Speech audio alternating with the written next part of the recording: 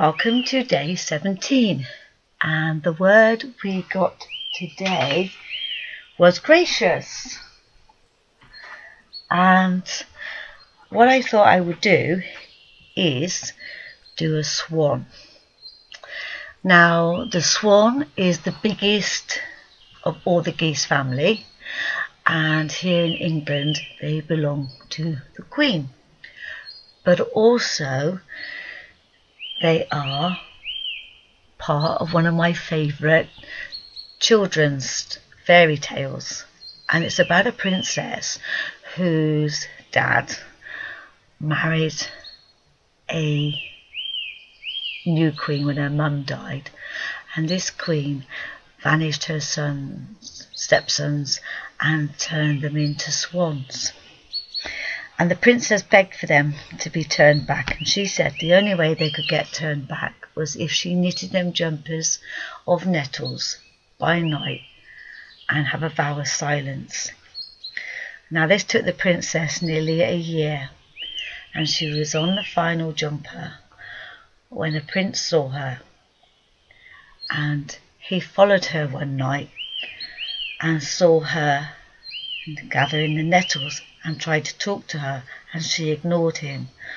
And the next night he followed her, and he saw all these swans fly down to her, and she was entranced by the swans.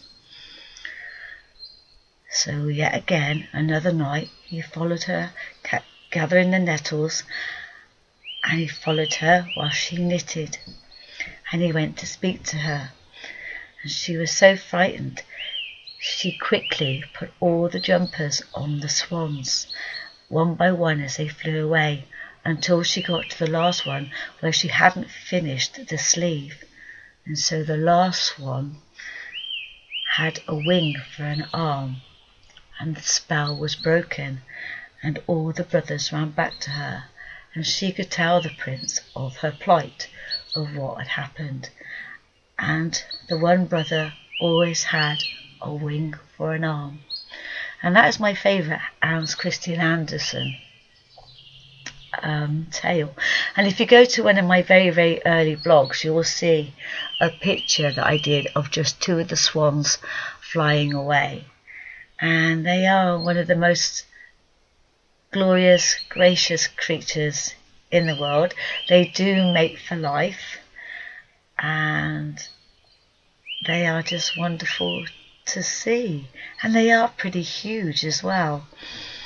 And where I live, not very far, is a little village called Letchlade, and the River Thames goes through, and it's full of swans, and every now and again I go and take my dog down there, River, one of our dogs, and the swans lose their feathers, and I get him to swim out into the river and collect them for me. So I have quite a little collection of swan feathers, and they make very good quills.